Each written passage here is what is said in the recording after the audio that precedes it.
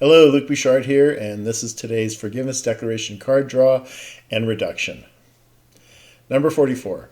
I forgive myself for believing that I know what's in my best interest. Okay, so let me see what I wrote on this. The problem with this belief is that it makes us inflexible, and inflexibility mandates that we figure things out on our own. Rigidity, which is the need to be right, leaves no place for the Holy Spirit to enter and offer correction or guidance. So not only do we believe that it's all up to us to find happiness or success or wealth or health or that perfect relationship, but we are alone in the process. And here's the kicker. Although we believe that success or wealth or health or that perfect relationship will bring us happiness, all they are external pursuits to fix our ease of our perceived separation from God. And they will not give us what we truly want or desire, which is the peace of God. So much of our day-to-day existence when we are in our perceived separation from God is that we have to figure it out. We're told on a regular basis that it's up to us to figure it out. And there's always this inherent threat that if we don't figure it out, then something ominous or terrible that's going to happen. So if you don't save for your retirement, you're going to be destitute and poor. If you don't go to university or post-secondary education, you're not going to have a good job. If you don't marry the right person, you're going to be in a bad relationship. And it is this indoctrination that we have since we're really young, which comes primarily from the ego, but we hear it externally to us from other people like our parents or society, is that it's up to us to figure it out. So I think this is the best example of this, where we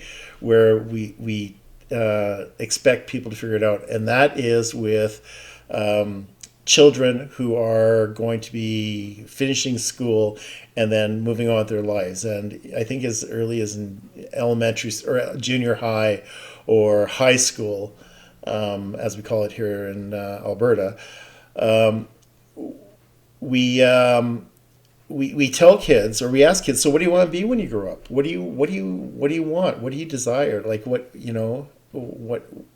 job are you going to pursue? What career are you going to pursue?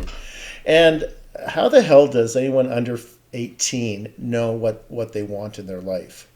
Regardless of that age, how do you know? What do we want to do when we're that age? Well, we want to emulate our heroes.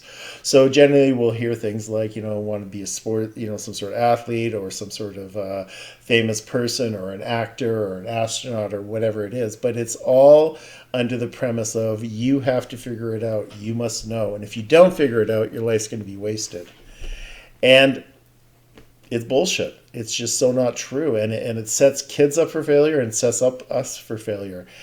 And the more we think we have to figure it out and know what's in our best interest, the more tortured we are, because we are alone. We can only, we're measuring what we're seeing external to ourselves as a way of, as indicators of whether or not we're successful or not.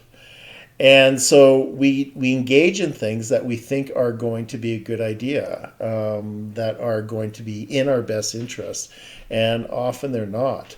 And we make these choices, and choices that have implications and long-term ramifications, such as student loans, or I don't know, you go to take a job somewhere because you think it's good for your career. So we don't know what's in our best interests, and we don't understand what we're supposed to do. That is the domain of God. That is the domain of the Holy Spirit to guide us. And our job is just to listen to guidance and check in and figure out what we're supposed to do. This image, I like this image because it was this rope and cable intertwined between them, going all over the place, and it's kind of interesting about how you have this interplay of these two different fabrics or materials, and there's no real beginning, there's no real end. You don't know where it's going. Some is frayed, Others just like as rusted out, and it's, yeah, I thought it worked for this particular declaration.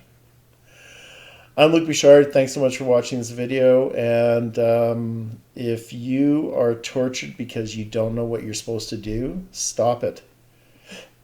Tune in to the Holy Spirit and ask for guidance. And if you are really not certain what you're supposed to be doing, then I would take a page from Regina Dawn Akers where she says, rest, accept, and trust. And just rest and accept where you're at and trust it's going to be okay. It takes a lot of faith, but how's it working out for you doing it on your own? Thanks so much for watching this video, and until our next declaration, take care.